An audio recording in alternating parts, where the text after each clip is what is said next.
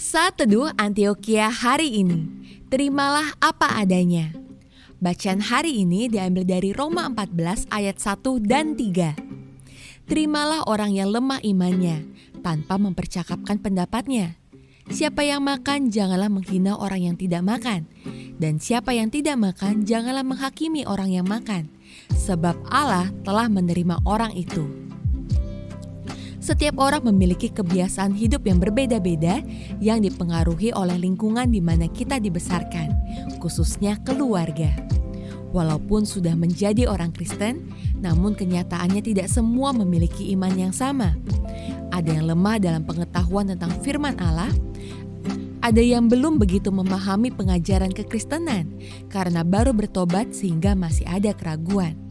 Ada yang masih terbawa peraturan lama dan belum bisa meninggalkannya. Ada yang hati nuraninya keberatan meninggalkan apa yang pernah dilarang di masa lalu. Dalam keadaan seperti ini, bagaimana kita memiliki sikap yang benar, khususnya kepada saudara-saudara kita yang masih lemah imannya? Karena kita memiliki hukum kasih, maka kita harus menerima mereka tanpa memperbincangkan keadaannya. Janganlah kita mencela tentang pendiriannya atau pemahamannya.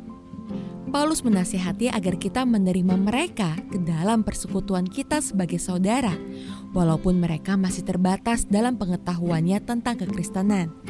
Sebagaimana Allah menerima mereka sebagai anaknya dan mengasihi mereka, maka kita pun seharusnya menyambut dan mengasihi mereka. Doakan dan tuntunlah mereka dalam kasih, sehingga semakin hari mereka dapat semakin bertumbuh dalam iman kebenaran. Mereka pun akan semakin mengalami Tuhan dan semakin diubahkan di dalam Tuhan, seturut dengan pengenalan mereka terhadap firman Tuhan. Saudara, mari kita renungkan bersama bagaimana selama ini kita menyikapi sesama kita yang baru menerima Tuhan dan masih belum sungguh mengerti tentang kekristenan. Adakah kita mencela, menghakimi, dan menjatuhkan mereka? Atau sebaliknya, apakah kita menerima, mengasihi, mendoakan, bahkan menuntun mereka untuk dapat lebih lagi mengenal Tuhan dengan benar? Marilah kita menyambut mereka sebagai saudara, karena kita semua telah disatukan dalam Kristus. Mari kita berdoa.